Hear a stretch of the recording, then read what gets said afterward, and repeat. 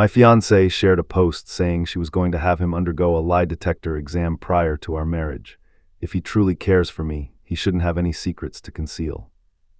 I left a comment, solid plan, but you should go first. Then I went ahead and arranged 2 sessions and forwarded her the booking info. While the examiner presented her with the fidelity-related questions I had prepared, I, a 33-year-old guy, was browsing Instagram last Tuesday when my fiancée Bethany, 29, popped up in my feed. Large, striking text overlaid on a picture of us taken last month, forcing my guy to pass a polygraph before tying the knot. If he genuinely loves me and has zero to conceal, proving it shouldn't be an issue. Trust but confirm, girls, clever wife-to-be, zero secrets, pre-marriage check. I sat staring at my screen for a full minute. We'd been engaged 8 months, dating 3 years altogether. The ceremony was 4 months away. Payments made, location reserved, save the dates sent. And she puts this online. She was over at her friend Krista's place for their regular wine evening. I captured a screenshot and messaged her. We have to discuss this when you return. She answered right away. Discuss what? The exam? Honey, it's simply wise. My cousin and her husband did it and it brought them real reassurance. You never consulted me, you broadcast it to everyone. I figured you'd stress too much over it. If you're clean, what's the issue? I set my phone aside and reflected. She wants a lie detector. All right, excellent suggestion, I replied. But you lead the way. The typing bubbles popped up, vanished, popped up once more. Then what? Exactly what? If we're going through with exams, both of us get tested. You want openness. Then let's have full openness. That's absurd. I'm not the person who has to demonstrate anything. Why is that? If you've got nothing to conceal, what's stopping you? No reply for 20 minutes. Then we'll talk face to face when I'm back. She arrived home close to 11 p.m., already on edge. I can't believe you're flipping this onto me. You shared it publicly without checking with me first, I responded evenly. If polygraph exams are happening, they happen for both sides. Fair openness. That isn't equitable. I'm the one who brought it up and I'm on board as long as you start. Show you've got nothing to hide. Her cheeks flushed. This is classic controlling conduct, Travis. I'm attempting to safeguard our future marriage and you're twisting it into a dominance game. I'm not trying to control you. I'm simply reflecting your approach. You want exams, then we both do them. I have no need for one. Why is that? Because I'm not the one doubting trust. I don't doubt trust. Apparently you do, since you're insisting on my exam. So let's both do them and wipe the slate clean. She stammered briefly, then snatched her bag. I'm crashing at Krista's tonight. Perhaps you'll think more clearly tomorrow. Once she was gone, I pulled a slightly spiteful move. I replied to her public post. Brilliant plan, sweetheart. Already booked slots for the 2 of us. You're up first, though. Set the standard. And then I followed through, located a certified examiner. Reserved 2 time slots, spaced 3 days apart. It set me back $800 total. I emailed Bethany the confirmations, including her slot info. Hers was set for Saturday at 2 p.m. Mine for the following Tuesday at 2 p.m. Update 1.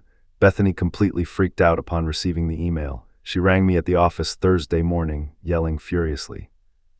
You can't book something like that without discussing it with me. You publicly declared you were forcing me into one without my input. I'm only acting on the concept you introduced. This is crazy.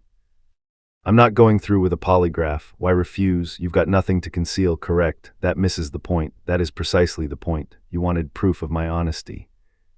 Let's get proof of yours as well. I'm calling it off. You can't. The deposit is non-refundable. Besides, if you back out, I back out of mine. Then I'll comment under your very public post stating you declined the exact exam you insisted I take. Silence. Then, you're acting like a jerk. I'm being equitable. Saturday, 2 p.m. The examiner's place is downtown. I'll drive. She ended the call abruptly. That night her mother phoned. Diane, the lady, had never been fond of me. Believed I lacked drive for her daughter.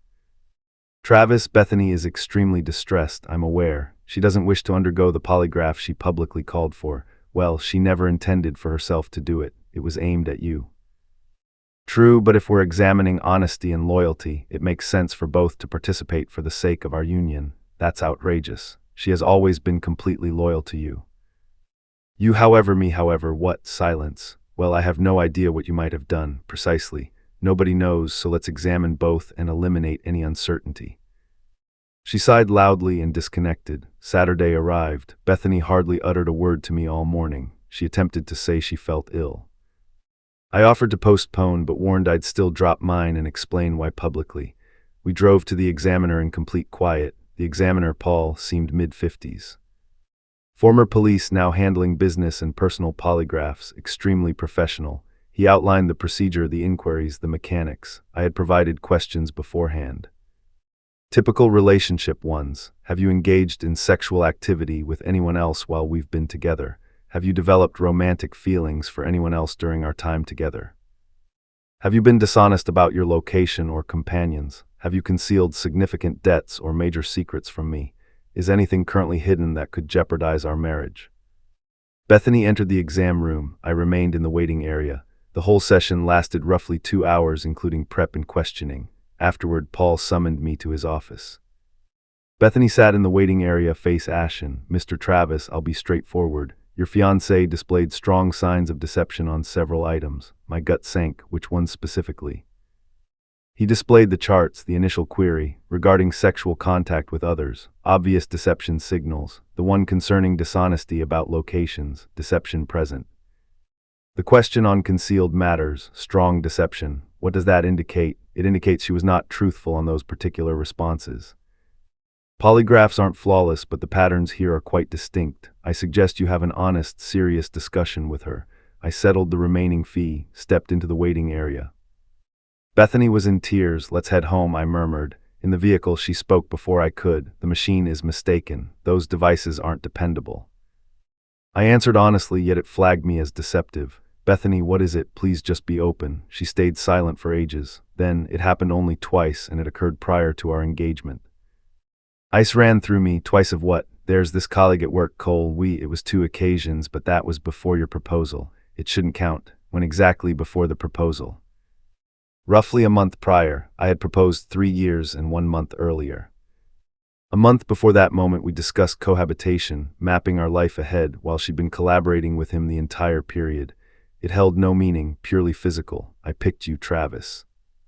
I accepted your proposal after being with him. It was an error, twice. I apologize, but you shouldn't be upset. You forced me into that ridiculous exam. This is on you for pressing the issue." I nearly chuckled, nearly. "You insisted I undergo a polygraph to confirm my loyalty, yet you concealed your own infidelity. That was 3 years back. You were dishonest about your whereabouts. Several times, it seems, given what the exam revealed. What more were you dishonest about?" She brushed away tears. "Nothing else. The results disagree." We reached home. I headed directly to my laptop and researched wedding cancellation terms. She trailed me into the office. "What are you up to?" "Checking our potential losses if the wedding is scrapped." "You aren't genuinely ending things over a slip from 3 years ago that I never even needed to disclose. You had to disclose because you failed the polygraph you yourself required. I required it of you because you were projecting your guilt. You were unfaithful, so you suspected the same from me. I simply needed certainty. Certainty that I was as deceitful as you. Well, here's the update. I'm not. We'll never confirm it fully since I'm dropping my session. You need to complete yours now." "Why? Yours already failed." "The wedding is cancelled. No reason remains." She began breathing rapidly. "You can't do that. All the arrangements are set. Guests traveling in. The location, my gown. You should have considered consequences before betraying me and concealing it for 3 full years. I'm phoning Mom. Feel free. Update 2. Diane arrived within the hour, along with Bethany's sister Michelle, providing reinforcement. The trio launched an intervention right in my living room. "Travis, you're acting irrational." Diane opened. "How exactly am I irrational?" "Bethany committed one error long ago. You're discarding your whole relationship over that. She betrayed me twice with a coworker, then hid it for 3 years, then required me to verify my loyalty." "Yes, I'm discarding it," Michelle cut in. "Guys betray partners constantly and women pardon them. You can't pardon even a single slip, 2 separate betrayals. 2 deliberate choices to sleep with another man, and I owe no forgiveness. She selected you," Diane insisted. "She agreed to your ring. That carries weight. It suggests she settled since Cole didn't want commitment." Bethany broke into new sobs. "That's false. I love you. I want our marriage. You loved me 3 years ago as well. That didn't prevent your actions. We weren't engaged back then, so only marriage would have stopped you." "That's hardly comforting, Bethany." Diane rose. "All right, you insist on being obstinate. Cancel it then, but you cover half the financial hit." She did nothing to earn financial punishment. "Actually, review the agreements. My name appears on the venue, catering, photography." I handled bookings, I covered initial payments from my funds. Her complexion reddened. You aren't serious, completely serious. I cancel everything tomorrow. You receive any available refunds. Most deposits, however, are gone at this stage. That's thousands lost. You should have weighed that before pushing for a polygraph that revealed your own betrayal. Michelle stepped close. You're spiteful and heartless. My sister merits better. Then let her pursue better. Perhaps Cole remains single. Bethany shrieked and hurled a decorative candle my direction. It missed. It smashed on the wall. Everyone needs to exit, I stated evenly. Immediately. This is her residence as well. No, it is. The lease is solely mine. She relocated into my place. Bethany, gather your belongings by next weekend. You cannot evict me. I can and I will. Vacate by next Sunday or belongings go into storage at your expense. They departed. But not before Diane warned I'd rue this choice forever. Monday I began the calls. The venue represented the largest hit, $8,500 non-recoverable. Catering, $3,200 vanished. Photographer refunded partially, around $100 back. DJ returned most except $200. Overall loss roughly $13,000. Bethany's gown cost $2,800, charged to her card, her responsibility. Bridesmaid outfits already covered by the bridesmaids. My tux rental, $150, minimal loss since canceled. Altogether, I absorbed $13,000, painful yet preferable to a future divorce.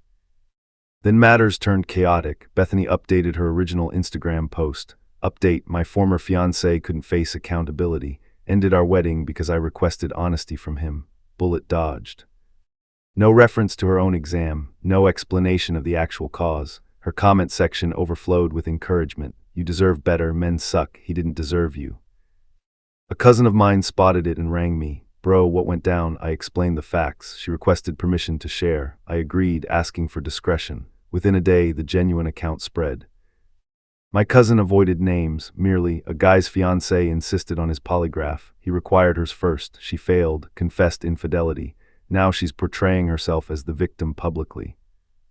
Word reached Bethany. She phoned, enraged. You spread that I cheated. You're the one playing victim online. I'm only setting the facts straight. That's confidential. Your original post was anything but confidential. You publicized the entire matter when you shared about the exams. Remove it. I can't remove others' comments. Perhaps revise your post with complete honesty. She cut the call. 2 days afterward, Cole, the colleague, contacted me. Travis, hi, it's Cole. I work alongside Bethany. I recognize who you are. Okay. Look, I learned about the situation, the wedding fallout and all. I simply wanted to express. I had no clue you two were that committed back then. She claimed things were casual between you. We'd been a couple 2 years when the incidents occurred. Yeah, I understand that now. She deceived me as well, dude. Said you two were taking a break or similar. I never would've. I'm not the type. Yet you were intimate twice. The second occasion, she claimed you de-split. Listen, I merely wish to apologize. I feel terrible. Does your current partner know? I'd noticed his Instagram. He'd been dating someone 2 years. Extended pause. Not yet. You might want to address it soon. Bethany isn't staying silent on much. He ended the call quickly. I felt minor guilt over that remark. Only minor. Final update. 6 weeks have passed since the wedding was called off. Here's the aftermath. Week 1, Bethany relocated. Her father arrived with a pickup, her brother too. They ignored me completely, loaded her items and departed. She attempted to claim the coffee table I purchased pre-relationship. I blocked it. She wept. I remained unmoved. Later learned she returned to her parents' house. Diane is reportedly giving her a hard time, questioning why she couldn't simply stay quiet about everything. Week 2, a few of Bethany's friends contacted me, not angrily, to express regret. Apparently Bethany had spent months telling them I was likely unfaithful, acting secretive. She deconstructed a storyline to defend demanding the polygraph. One friend, Ashley, revealed Bethany had acted oddly about Cole for years, always bringing him up. We assumed it was work-related. Now it clicks. I asked Ashley whether she believed it was truly only twice. She hesitated, unsure. But Bethany attended numerous afterwork gatherings over the years. That troubled me for days. Questioning what else the polygraph missed, then it hit me. It's irrelevant. She lied sufficiently regardless of the full truth. Week 3, Cole's girlfriend messaged me. Evidently, Bethany contacted her to confess about the past with Cole. In the process, she noted Cole had recently texted to check in. Cole's girlfriend ended things. She thanked me for the earlier heads up. It prompted her to confront him about his past with Bethany. leading to discovery of recent messages. Thus Cole lost his relationship as well. I can't claim much sympathy. Week 4, a legal letter arrived. Bethany threatened litigation for emotional harm and reputational injury, demanding $25,000. My attorney replied brilliantly. In essence, your client initiated the polygraph demand, failed it, confessed disloyalty, and subsequently shared deceptive online content. Defamation countersuit in preparation should this advance. No further word on the suit. Bethany switched her Instagram to private afterward. Mutual contacts reported she removed the original polygraph post and nearly all mentions of me. Far too late. Week 5, my brother's wife mentioned bumping into Bethany at Target. Bethany tried playing the wounded party. Travis shattered my heart over nothing. Until my sister-in-law replied, he avoided disaster. You betrayed him. Bethany abandoned her cart and exited the store. Wedding invitations had already been mailed. I sent a group text to all. Wedding canceled, relationship over, gifts unnecessary, no details required, apologies for any travel arrangements made, received plenty of supportive replies, some inquired about details. I stayed general, we realized we weren't a match after all, most learned the actual events anyway, word travels in tight circles, 6 weeks later I'm managing all right, not fantastic. The disloyalty still hurts, the deception hurts deeper. The hypocrisy demanding I prove innocence while guilty herself hurts worst, but I'm relieved I challenged her demand. Relieved I required her exam first. Had she skipped that Instagram stunt, I might have married her oblivious. The $13,000 hit stings, yet cheaper than divorce proceedings. Far cheaper than decades with someone so comfortable with lies. Bethany is reportedly in therapy now. Positive step. Hope she unpacks whatever led her to believe that social media move was clever. As for me, I'm stepping away from dating, possibly permanently, who can say. Trust feels distant these days.